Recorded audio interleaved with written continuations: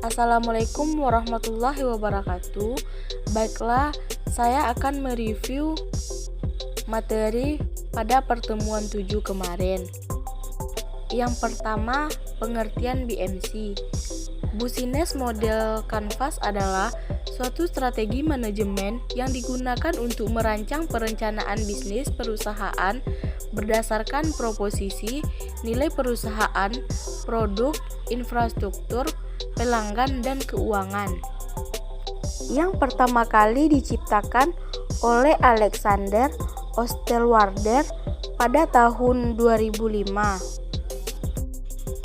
Business model ini menjadi salah satu strategi manajemen yang populer di kalangan bisnis dan sering dipelajari di universitas. Kepopuleran tersebut dikarenakan tampilan Business Model Canvas atau BMC yang sederhana dan mudah dipahami. BMC terdiri dari 9 blok atau elemen, antara lain yaitu titik 2. BMC penting untuk perusahaan. Nah, kenapa sih BMC ini sangat penting sebelum memulai bisnis? Karena dengan ke-9 elemennya, kita sudah bisa memvalidasi apakah suatu ide bisnis itu potensial atau tidak. Maka dengan membuat bisnis model canvas adalah hal yang paling awal yang biasanya dibutuhkan oleh seorang pengusaha muda atau pengusaha yang mau membuat suatu usaha baru. 9 elemen tersebut yaitu: yang pertama, value proposition, merupakan nilai yang diposisikan perusahaan untuk calon customer.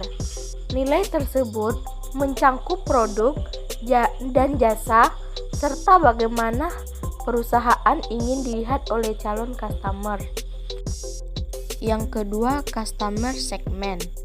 Dalam suatu bisnis, customer menjadi salah satu komponen penting. Dari customer, perusahaan akan mendapatkan income. Perusahaan dapat mengisi blok ini dengan segmentasi customer seperti apa yang mereka incar sesuai dengan value proposition. 3. Channel. Setiap perusahaan memerlukan sarana atau cara untuk menyampaikan jasa atau produk mereka kepada customer.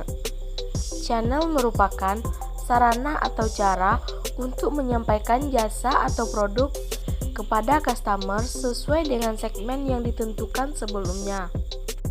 Yang keempat, customer relationship.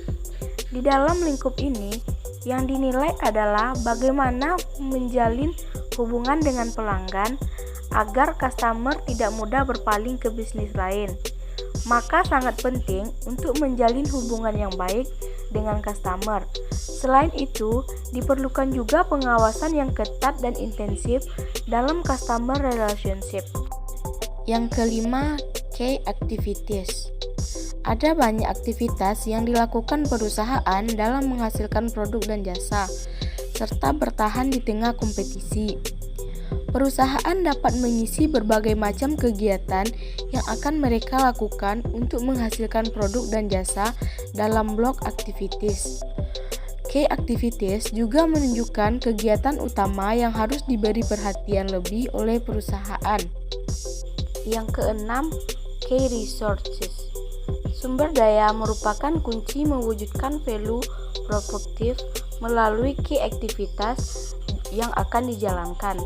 Dalam key resources, perusahaan dapat mengisi dengan sumber daya apa saja yang mereka miliki, baik tenaga kerja maupun benda mati seperti peralatan dan perlengkapan.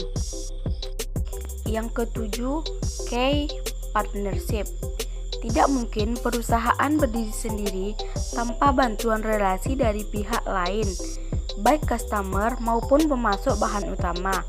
Untuk memperlancar relasi yang terjaga dengan baik, perencanaan bagaimana relasi akan berjalan ketika eksekusi bisnis. Yang kedelapan, revenue stream. Revenue stream menjelaskan bagaimana cara perusahaan mendapatkan keuntungan ketika bisnis telah dieksekusi. Yang terakhir, cost structure. Kos struktur meliputi jenis biaya yang sekitarnya akan dikeluarkan ketika bisnis telah berjalan, seperti biaya sewa tempat, biaya internet, biaya listrik, dan biaya lain sebagainya. Tujuan pembuatan Business Model Canvas bertujuan untuk membantu perusahaan merancang perencanaan proses bisnis dan menetapkan serta memvalidasi poin penting dalam bisnis seperti sumber daya, aktivitas, hubungan yang akan dijalin dengan pihak terkait, pendapatan, hingga pengeluaran yang harus dikeluarkan oleh perusahaan. Sekian dari saya. Assalamualaikum warahmatullahi wabarakatuh.